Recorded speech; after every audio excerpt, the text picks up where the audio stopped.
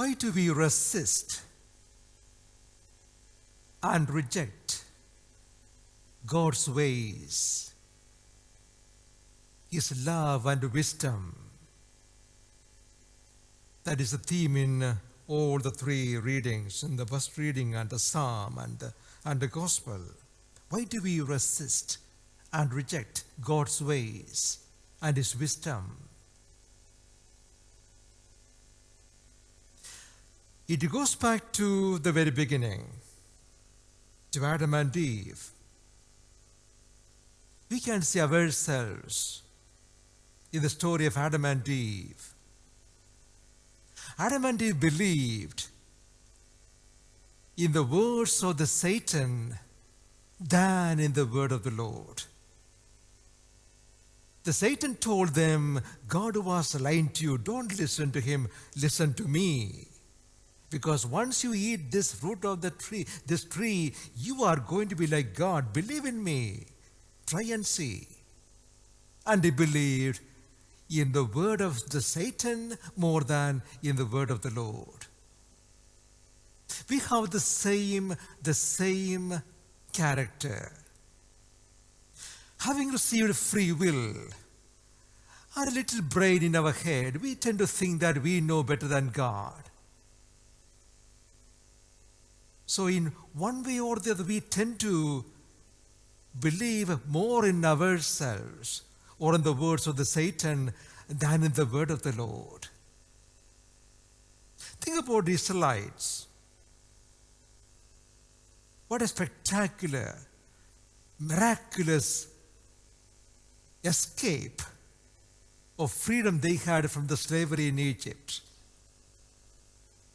In a spectacular way, the Lord, through Moses, rescued them from Egypt to a new land, to a life of freedom. But there you find in today's first reading, they go back to Egypt, to slavery with what they did. It is said, you can get out of Egypt, but you can't get Egypt out of you. Hope you have got the words. You can get out of Egypt, the life of slavery, but you can't get Egypt out of your head.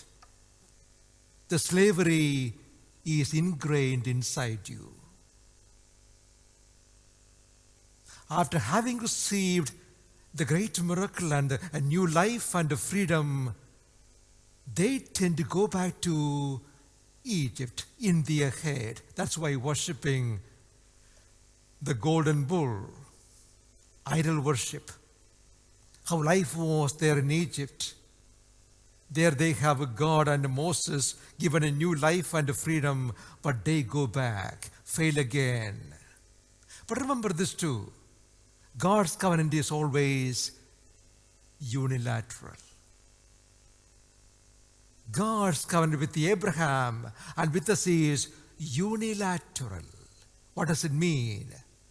He is the one who made the covenant. He hasn't put any obligation on Israelites, on us. That is the greatness of God. He knows we are bound to fail.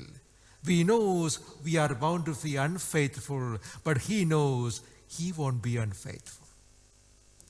That's what God is. God is always faithful. His covenant is unilateral. You may fail, but I won't fail in my love for you.